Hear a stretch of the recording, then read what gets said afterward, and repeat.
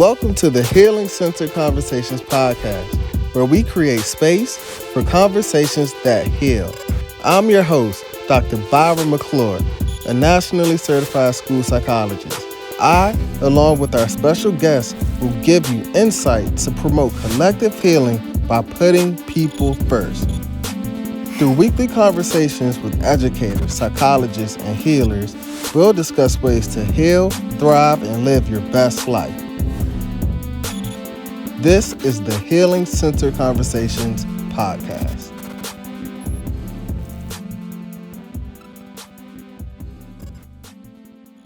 Welcome to the Healing Center Conversations podcast. I'm your host, Dr. Byron McClure. And look, y'all, I am honored today. We have a super dope guest in the building, Dr. Tai Collins. How are you? I'm doing well, sir. Excited to be here. Thanks for the invitation. Excited to have this conversation. Absolutely. So Dr. Tai Collins, he's an associate professor and coordinator of the school psych program at the University of Cincinnati. And I just got to check in, man. I know it's a lot going on in the world. Times it's stressful. Like, how are you really? That's a great question to start with. I think I'm doing well, all things considered. I mean, we're obviously still in a global pandemic that has certainly affected our community a lot more than many others. And so there's, a lot of stressful things to deal with in life in general. But I think overall, I'm happy, I'm blessed, all is well. So just excited to be here. What about you? How are you doing? Man, I'm doing okay. All things considered, depending on when this podcast comes out. NAS was about a week or so ago. I'm still kind of riding the high from that, getting to see faces, getting to see people in person. It's always energizing leaving NAS, and I'm looking forward now to Denver. And you said you're going, right? I will absolutely be there. I don't care what happens. I will be there, especially to celebrate Dr. Celeste Malone, who you just had on the podcast, who will be our second Black president of NAS. So it will be a great time in Denver. So I'll definitely be there. Absolutely. So thank you for asking. And I want to ask you a philosophical question. Okay. Who is Dr. Tai Collins? Oh, wow. That's a great question. So I grew up in New Orleans. I'm a product of a single mother who had twins at 20. And so we made it happen. It was a really great upbringing. There was a lot of things, as always, growing up in urban New Orleans, a lot of things that happened there, but definitely great upbringing and has kind of made me who I am today. I am a scholar, I'm a mentor, I'm a teacher, I am a coordinator of our program. So definitely doing all the different things in different areas to advance equity and social justice within my program as well as in the field broadly. So. Yeah, you do so much within the field, within your space as a professor, especially around social justice, advocacy, equity work.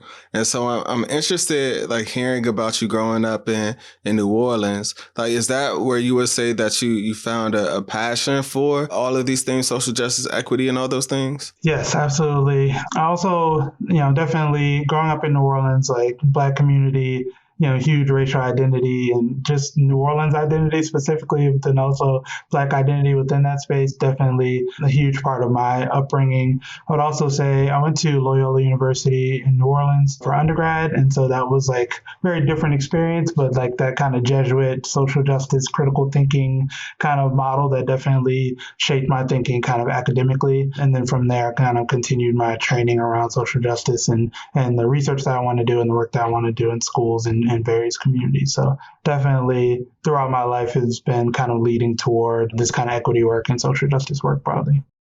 Yeah, and I know we're completely going off script here. I told you we were going to try to stick to it, but I just have so many questions, just being honest, man. And I'm wondering if there were any pivotal moments where you were like, okay, I'm going to go to school, I'm going to research this. This is what I'm going to dedicate my life to. Was there any pivotal moment? Absolutely. So everybody from New Orleans has a Hurricane Katrina story, of course, right? So Hurricane Katrina actually happened the day that my sophomore year was supposed to start at Loyola. It was the Monday that we were supposed to start school. And so I went to LSU for that year and came back. And so when we returned to New Orleans in the spring of 2006, I was actually a bio pre-med major. I wanted to be Ben Carson. I wanted to go that route. I read Gifted Hands, and it's interesting. I always say it's interesting how your heroes fall when you realize who they really are, right? But I Yeah. definitely I was wanted going to, to say go gifted that route. hands, Ben Carson, right? Yeah, gifted, not current Ben Carson. Yeah, back then Ben Carson. Definitely identified with his story, and definitely wanted to go that route. And so when I came back to New Orleans with my fraternity, we developed some mentoring and tutoring programs in schools in New Orleans after Katrina. It was called the Recovery School District at the time, and so it was really interesting because there were a bunch of Teach for America teachers who came into the city, and many of them did not look like the students in those buildings, of course. And so as we were doing this mentoring and tutoring and things, I started to talk to the kids a lot. And of course, after Katrina, you start thinking about your life and what you're doing and why you're doing it, right? And so I got really interested in these discipline issues. I got really interested in the fact that some of these kids would run through a wall for some teachers, but then other teachers are suspending everybody in their classroom. So what's happening there? What are happening in the dynamics between children and teachers? And how do we support teachers in better creating more equitable spaces for Black kids in schools? And so after that kind of experience, I definitely decided to go the school psych route and kind of more of the educational equity route more broadly. And it really kind of directly affected the research that I wanted to do, because in talking with the kids, a lot of what they were saying was this like we all we got mentality, right? Like I have a teacher who doesn't look like me, a teacher who I view as racist, a teacher who I've experienced as racist. And so all I have is my community, all I have is my friends, all I have is the peers within our building. And so that kind of really directly funneled into the peer mediated intervention work that I wanted to do in schools to say, how can we empower students to support each other, especially in cases where they don't share relevant identities with their teachers or administrators in buildings.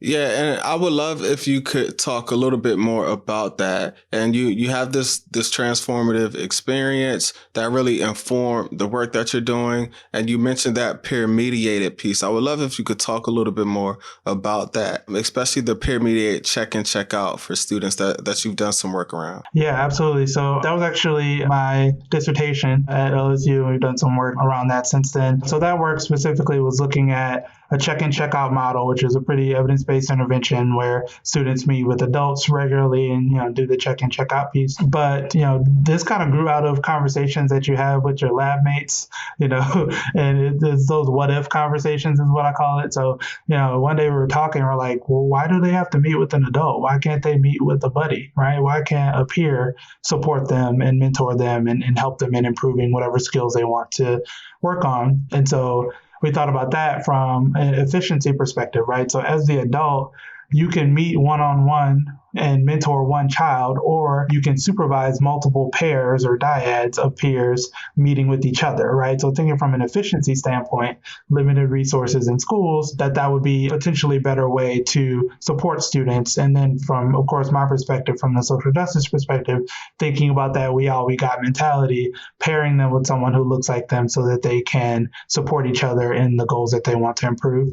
And so then we thought about that. And then we also thought about what if it could be reciprocal, right? So what if these are two students who are struggling in the same area or who can improve their skills in various areas? Can we pair them together to improve each other's skills, right? And can we look at that from even more of an efficiency standpoint, that it wouldn't be one-on-one mentoring, but reciprocal mentoring? So we did some studies looking at the one-way mentoring where a star peer or a peer with strong social skills as judged by teachers would support kiddos with lower social skills, or as reported by their teachers again. And then we did a study looking at having two students with lower social skills supporting each other and kind of helping each other improve both of their skills moving forward. So that was that work where it was really cool. And what we found, especially on the reciprocal piece, is that the relationship between the kids was really, really important. So there was one pair.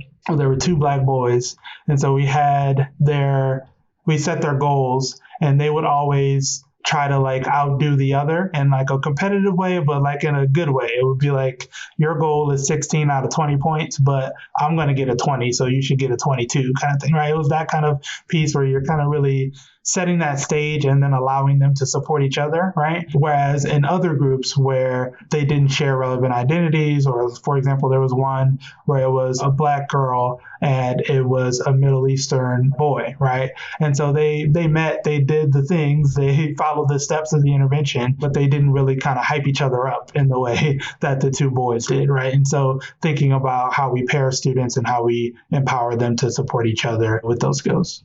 So, Tai, I'm interested because I've done some redesign work, inner city schooling in DC. Shout out Anacostia, located in Southeast DC. And the program that I was responsible for working with staff, working with students was the Dream Team. And it's similar to the concept that you're explaining, but our thinking was that old concept, right? Matching every student with a caring adult, right? Which at the time, there's nothing wrong with that. And many times there's benefits, but your work with this peer-to-peer model was matching students to students. And I'm just thinking about the efficiency aspect of that. There's way more students than there are staff. And we started at the 9th grade. Like, how are we going to scale this up? And we ran out of people. We ran out of adults to do that.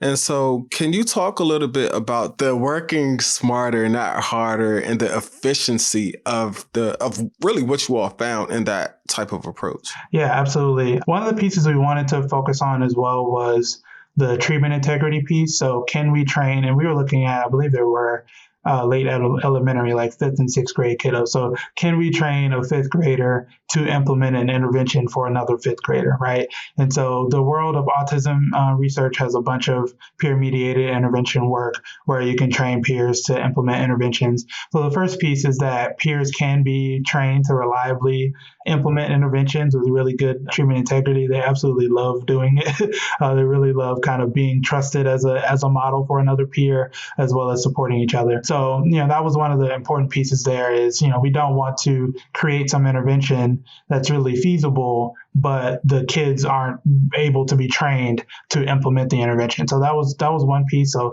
treatment integrity in multiple studies was really strong. You can definitely train the students to do it. But, from that efficiency perspective, it's really about, as you said, working smarter and not harder and using the limited resources that you have in schools. Students are a renewable resource in schools. There are a bunch of them, and we can definitely, empower them to support each other. In many cases, we also thought about it from the standpoint of peer pressure, right? So in many cases, peers are supporting each other. If we think about, social emotional development with kids, that they're influencing each other in many ways, right? So this is just a way of influencing them for appropriate behaviors and kind of empowering them to influence each other to engage in appropriate behaviors moving forward. So it's really about utilizing the resources that we have in the building and thinking about what are ways where we can empower students and train them to implement things rather than everything being on the teacher end, right? Teachers are overwhelmed with strategy after strategy and idea after idea and new thing after new thing that they have to do. So really thinking about, can we put this in the hands of students and see what they can do with it moving forward? So it was a really cool idea in terms of efficiency there. Man, and that's powerful. And so I'm a big fan of your work. And, I've looked at, I've tried to do a number of different things inside of the schools, working directly with African-American youth and really looking at what's working and what's not working, what's effective. And I know a lot of your research has really looked at and examined what's effective and what's not. So I would love if you could dive a little bit deeper. I know we have the peer-to-peer model, but is there any other research or anything else that you found that really shows to what's effective for Black youth? Absolutely. So I think, especially in the world of school psych, we are still very early in this work. We are still very early in terms of applying critical theories to what we're doing in school psychology. There's been a lot of work recently, which has been amazing and kind of pushing us forward. But one of the general questions that I always talk about with my students is, are there really evidence-based interventions, or are there evidence-based components of interventions that we package together in a contextually and culturally relevant way, right? So what are pieces of intervention? So I think about it like video games, right? Every video game is a copy of a previous video game. It just adds a different component, a different element, puts a little shine on it. Maybe it's anime, maybe it's Marvel, maybe it's a shooter, right? But it's all the same thing that are just different components that work. And so each video game is packaging those components together, putting some shine on it and making it relevant for people and making people like to do it. So I think about intervention in that way, in terms of components of interventions that we can put together to make contextually relevant and culturally relevant interventions in schools. So some pieces would be, of course, the peer-mediated piece that we talked about. The restorative justice world is absolutely booming and growing in terms of ways to set up healing conversations in schools, right? Ways to set up schools where folks are there to support each other and it's less punitive, especially around, the discipline disparities that we see with Black kids being targeted so often in schools with discipline. So the restorative justice world and restorative practices world is really growing in terms of alternatives to exclusionary discipline. So how do we set up these circles to make sure that this is a healing space and a positive space? But then also, what do we do when things go wrong? Because things will go wrong. How do we repair harm without punishing folks? And then how do we, make things better in ways that are alternatives to exclusionary discipline, which we know has so many issues there. Another world of interventions are Afrocentric interventions, right? So we can talk so often about making cultural adaptations to intervention. So taking an intervention that has been implemented in white middle-class schools and making adaptations to it to better fit various populations. Afrocentric interventions are interventions that are built from the ground up with the epistemology and culture and knowledge of these populations kind of centered and baked into the development of that intervention. So things like the Sisters of Nia and Brothers of Ujima, which are cultural enrichment type programs. And there's been recent work, including from Monte Heidelberg, who's now at the University of Buffalo. Hopefully you'll have him on the podcast soon, where he's looking at combining those cultural enrichment interventions with social skills interventions. So can we have the explicit teaching of skills while also teaching racial identity and who they should be, as in his case, as Black males? And so there's a lot of work happening in that world of trying to develop interventions from the ground up with specific populations in mind. So like a for us, by us kind of model. And I think would be really helpful moving forward. Yeah, shout out to Kamante. I actually saw him when I was in NASP, and he's doing dope work, man. I'm excited about the future. Okay, so one of the reasons why I'm so hyped to have this podcast, I get to have dope conversations with people who are like 10 times smarter than me, and people and people who I look up to, and like I've always admired your work. And so I read an article from this guy, and he was saying how restorative practices like basically doesn't have a research base to it.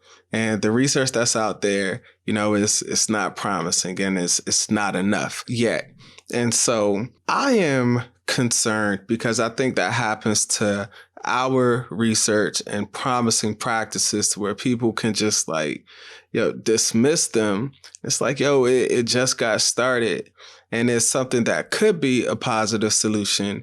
It's like, no, we're not going to use it. And so I know a lot of your work focuses on African Americans. What's effective? What are the interventions? Like, do you have a go-to response, or like, what do you say to folks like that who are so quick to dismiss the research that's out there that could help us develop this research base? So the first thing I would say to that person would be, what we're currently doing is not working. It is not serving Black kids. So our current models are not built for them, don't serve them, are actively oppressing and marginalizing them in schools. So our baseline is not strong. So let's think of what opportunities we have to implement different things, even if we don't have 50 years of research to support that it's effective. We have, an increasing knowledge base to show that these are viable alternatives. So that would be the first thing, is that what we're currently doing is not working. The second piece is I would challenge their thought process around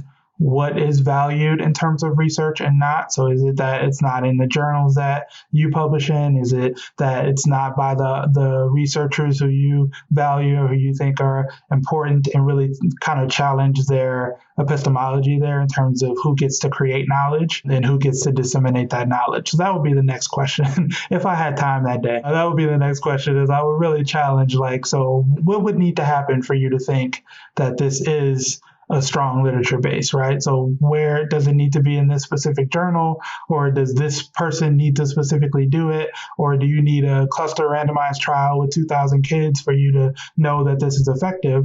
Or can we use research that is growing and that we're learning about to influence our practices, right? And so the other piece that I would say is, even, when you asked me about what are interventions that are proven to be effective for these populations, I didn't say like this is evidence-based, right? So tempering our discussion of these things to say that this is a growing field, that, we have some evidence to show that these things are effective, whether it's mindfulness, whether it's restorative justice, whether it's Afrocentric interventions, whatever we're talking about, that we, talk about it, while acknowledging the fact that there isn't this, huge, 18, randomized trials about this intervention or about this type of intervention, that we talk about that appropriately, but that we don't let the lack of that, stop us from implementing things that either from a theoretical perspective and or from a burgeoning research literature perspective would demonstrate that they're more effective than what's currently happening in schools. Man, that's so much value. And I wish I could just bottle up that response, which we're going to do with this podcast. We're going to chop it up and put it out to the masses. But one of the go-to questions people will ask me, and I think they've just become conditioned to ask it without even really knowing what it means, is this evidence-based? Is this evidence-based? And I was like, you can go to the Castle Select programs and find something that's evidence-based, but it's not going to work with your demographic. And so people don't look at that. We have to look at what's growing, what's emerging, what's promising. Even with my dissertation, there were a ton of programs that I actually had to exclude because they didn't meet this rigorous criteria. And guess which programs were excluded? Programs that were designed for us. So, man, just the work you're doing is so critical, man. It's so important. I wrote recently about even our criteria for calling things evidence-based, that there is nothing in there about the populations with which these interventions have been implemented, right? And it's interesting because folks often think about populations because they say an intervention can't be evidence-based if only one research team is pumping out a bunch of research on it, right? It has to be different researchers who are implementing these interventions, but they don't take the next step to say it also can't just be in white middle-class schools, right? They don't have that part. And so I think we need to really be rethinking what evidence-based means. There was the Ingram and Oka study that I cite all the time from 2006, where they say evidence-based for whom and in what context, right? So, really thinking, as I shared before, about what are evidence-based components of interventions and how do we create a contextually relevant intervention based on the knowledge and the information that we have within research, right? The other piece is, if you think about it from a intersectional perspective, right, there's never going to be the evidence-based intervention for a 9-year-old Black male from New Orleans with divorced parents, right? You think about people's intersectional identities. We can't just pick one identity and say this is the intervention for this person, because we all have various identities that absolutely matter and that form who we are. So I think this quest for evidence-based interventions for every population might really be a fool's errand, where if we think about evidence-based components and evidence-based, components of interventions that we can put together, I think we might be in a better place and think more about strategies about how to select interventions and less about, one packaged intervention that we have evidence that 6th grade Black boys benefited from this intervention. You know what I mean? I just think that we're never going to get there, and we shouldn't get there, because of course we need more research with these populations, but we're never going to get to that intersectional piece of having research to support every single population and everybody's intersectional identities there. So I think we need more strategies about how to select interventions and how to, put interventions together that make sense for the populations we're serving. Dr. Collins, look, I'm going with this Healing Center Conversations podcast. Man, look, so even in my presentation at NAS, the title was SEL, Social Justice, and Equity. It's more than a checkbox. I didn't even get to SEL until it was a 50-minute presentation. I went over, so what, until about the 45-minute mark, because we can't get to SEL without addressing all those other things. And the reality is, if we're going to talk about SEL, it's not just one program. And I'm saying that as a founder of my own SEL curriculum, it's not just one solution that's in a box. Never going to get it. Would you agree with that? 100%. And I think we also, this is kind of related to your previous point about less kind of standardized research in terms of restorative justice work too. SEL is so big, right? It is so large. Restorative justice is huge, right? So I even think about like people, talking about MTSS models where they're like, we don't have the research so that they're effective. It's like, these are massive organizational things. This is not a single case design study with specific intervention. These are massive changes in teacher coaching and support and all those kind of things. And so I think it also needs to be relevant again to the context, but also there needs to be like a tier 1, tier 2, tier 3 idea about how this is implemented broadly rather than just taking your tier 2 intervention and saying this is effective, right? It's effective in what context? What are teachers doing at tier 1? What's happening with peers at tier 1? What are the policies in the building, right? And just thinking about things more holistically and more broadly than one specific intervention or one specific manualized intervention, right? So, your SEL program, right? We need research to say, can it be implemented in settings where this tier 1 strategy is in place? Or can it supplement this other, classroom management strategy, right? And just thinking about the context of how we implement things so that we can best, support what practitioners are doing in schools. There's so much value there. Tai, I want to shift topics a little bit. And I know you're also interested in doing research along the lines of social justice, equity. I just want to pick your brain on what social justice means to you, work that needs to be done in the field, and future direction. So you can answer that however you want to, whatever's on your heart right now. All the things, yes. So there's so many different components of social justice, right? So obviously you have the equity piece, right? You have the piece around resource allocation. You have the piece around, does everyone have the resources to be successful? And, obviously not from an equality standpoint, but from an equity standpoint.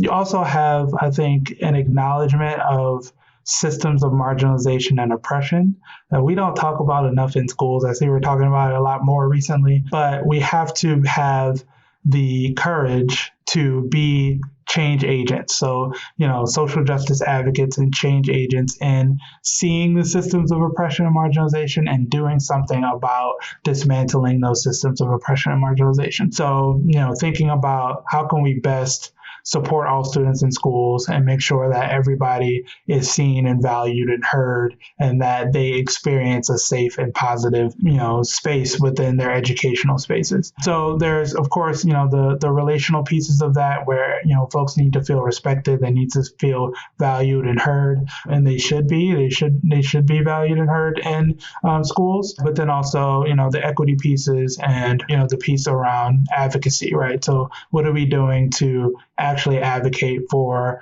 better, more healing-centered schools and, better, more safe and affirming schools for students in schools. So in terms of future work, I recently did a review. There have been a few reviews around social justice research in the field of school psychology. And one of the things that we found was, one, that a lot of the work that intentionally centers social justice in the title, abstract, and keywords were in special issues of journals and not in general issues of journals. So, and of course, there's a lot more social justice work out there that would be relevant to this work, but we're talking about, articles that had social justice in the title, abstract, and keywords, that they were very often, it was more than half of them were in special issues of journals and not general issues of journals. So we talked about like moving social justice from a special issue in the field to a priority in the field, that it is centered across everything that we're doing, and that it's throughout journals and not just in these social justice special issues, that we're actually not marginalizing the work of social justice into special issues within our field. And we also talked in that paper about things around reviewing, things around editing, right? So we don't have very many editors of color in our field. We don't have very many AEs of color in our field. So thinking about the gatekeeping that happens in journals, especially, another piece that we found in that paper was that many of the social justice articles were in lower impact factor journals. And we could certainly talk about impact factor and how that's problematic. But the highest impact factor journals in our field had the lowest number of explicit social justice articles, right? So what gatekeeping is happening at this journal level?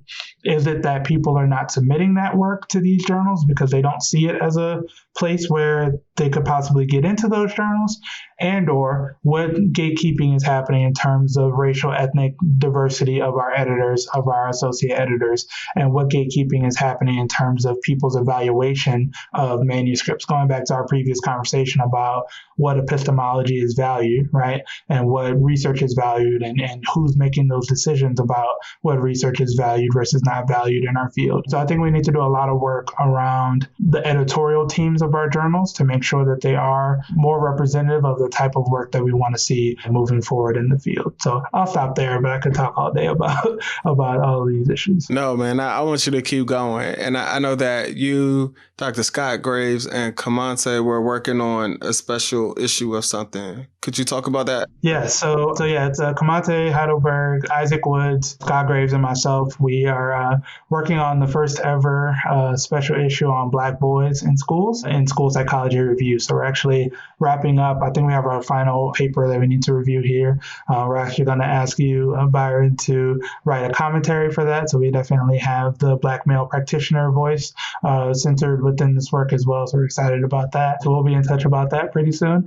But it'll be the first special issue on Black boys in our field, which is amazing. I think it's one of those things where we have to create these spaces where they didn't exist before. And so we're excited. I think it's also great that it's an all Black male team of researchers and scholars who are kind of pushing us forward in terms of interventions and supports for Black males in school. So we're excited about that. And what I love about that is, like you said, it's all of those things is Black.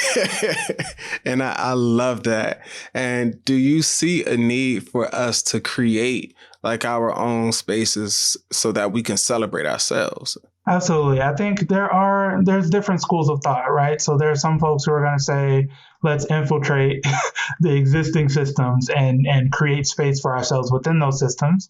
There's also folks who will say, let's create our own spaces and, highlight the work that we want to highlight as well. I think both are certainly possible and certainly, valid approaches to solving these issues. So do we find ourselves a seat at the table, or do we build ourselves our own table? And I think both can happen at the same time. Like, do you just have this in your head? Like, that's so dope, man. Like, can you say that again? Do we build our own seat at the table, or do we push ourselves into these spaces where they weren't built for us to be there in the first place, and create a space there for us? And or do we build our own table and create our own space that are built from the ground up for us to succeed? So I think both things are true and both things need to be happening simultaneously. There isn't a requirement that we go either way, but I think a lot of the work, that work needs to be done. So it's kind of like, PWIs versus HBCUs, right? Do you build HBCUs and make them amazing, or do you go to PWIs and take over there? It's like we can do both, and there's space for all of that work, to happen within our schools and within our journals broadly. So, yeah. Yeah, and I'm happy that you mentioned that, because I've been having conversations with Dr. Celeste Malone, who's professor over at Howard University.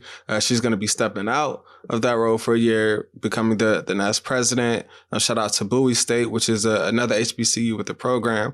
And, there's two. At one point, we could say there was at least 5, let's be generous, HBCUs. And the reality is, like, while we want to, in theory, it sounds good. We have to build up our HBCUs. It's just not that many of us. And it takes time, it takes money, it takes resources, and that's going to take a significant amount of work. And so there's universities, and you're at university right now doing the work. And so I think you're right. It can't be just this approach or just that approach. We have to address it from both ways. And so I would love to hear from your perspective as a graduate educator trainer at University of Cincinnati. Like, what is your approach working with, soon to be school psychologists? And do you have a philosophical approach on how you're training them? Are you infusing social justice? Are you kind of nurturing them to kind of pave their own way? Like, what's your approach working at a PWI? Yes, that's a great question. So in the last few years, we have really made strides within our program to infuse social justice throughout our curriculum and not just in our diversity course, as well as to intentionally recruit and retain students who have been underrepresented within our program and our field broadly. So we do a lot of things within the program to best support students of color and underrepresented students within our program, as well as to train all of our students to be social justice advocates. So within our program, we really see the applied behavioral analysis piece, the behavioral ecological model, and the social justice model as integrated, and it's kind of throughout all of our curriculum. So last year, for example, we did a curriculum audit to look at all of our courses to see who were the authors of these papers that we're having our students read.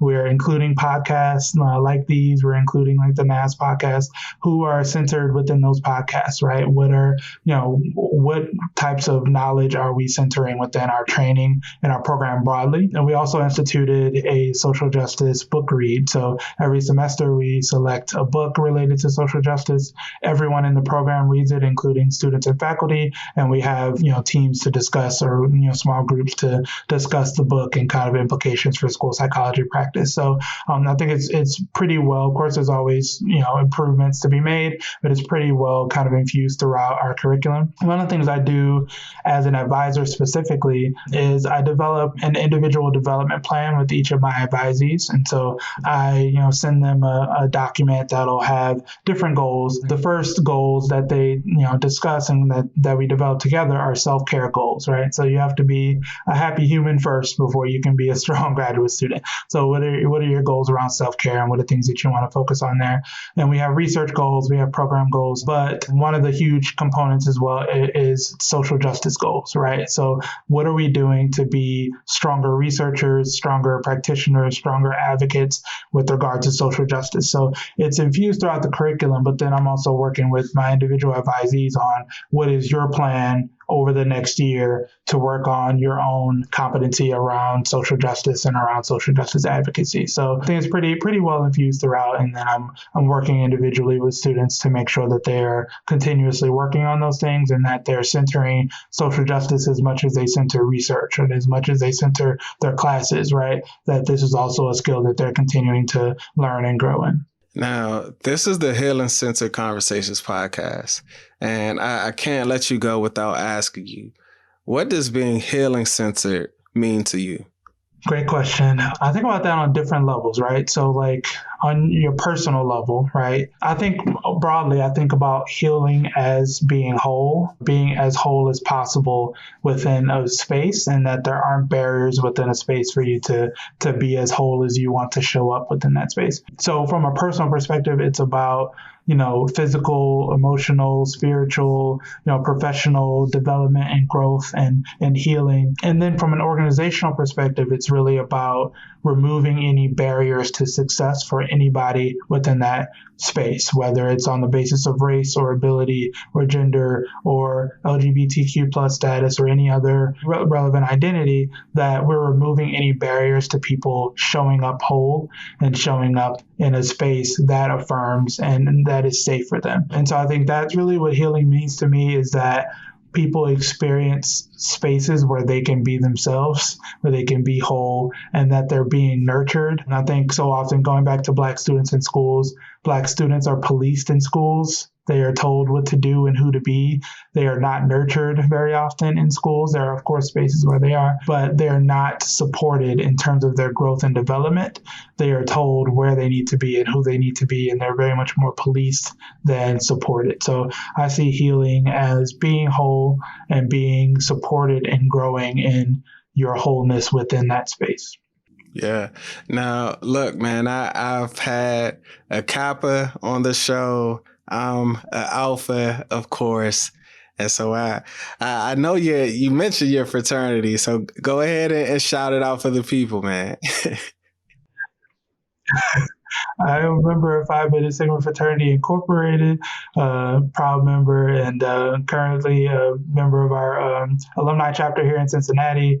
I'm a secretary for our foundation, so we're doing awesome work with Black boys here in Cincinnati. So even, the work that I'm doing professionally is certainly connected to my work in the community as well. So, the greatest fraternity that there ever was is Phi Beta Sigma Fraternity Incorporated, of course. So there you go. We'll have a Healing Center conversation about that. That's a whole different conversation. Right.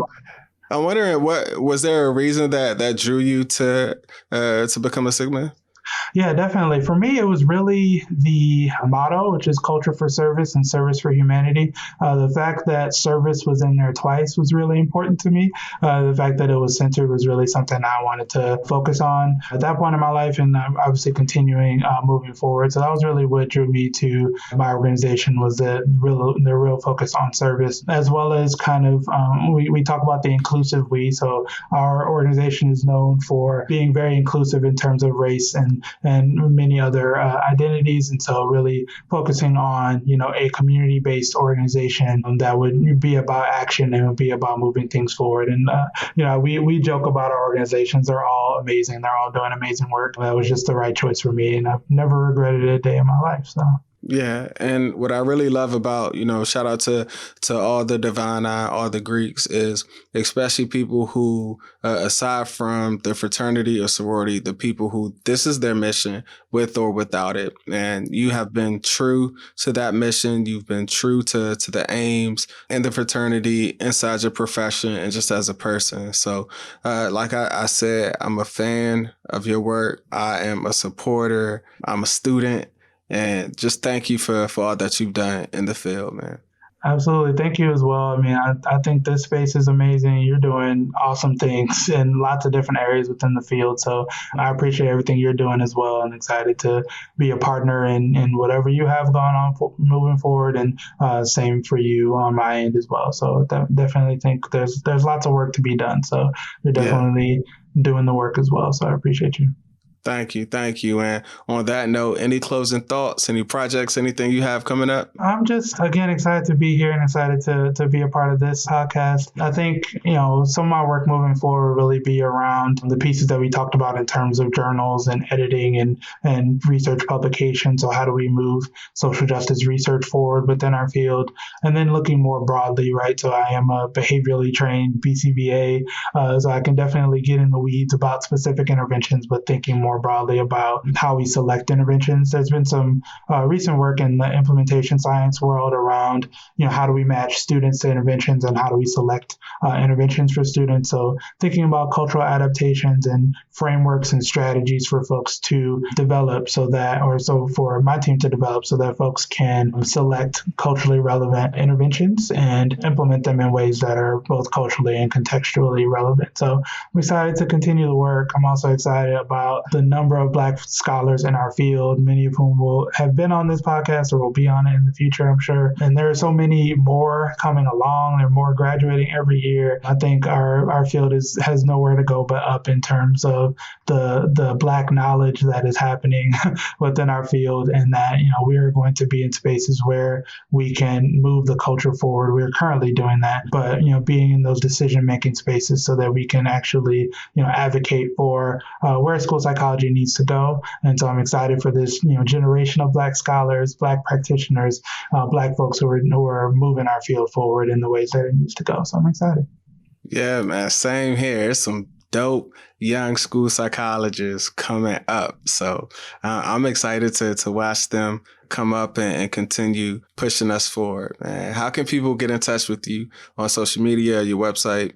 Yeah, absolutely. So you can find me on Twitter at Guy Tai, my handle on Twitter. Also available via email at tai.collins@uc.edu. You can find me on our program website as well within the university. So those would be the major ways to reach out. Dope, Guy Tai. I appreciate this Healing Centered Conversations. To our listeners, thanks for tuning in. Take care. Until next time. See y'all, everyone.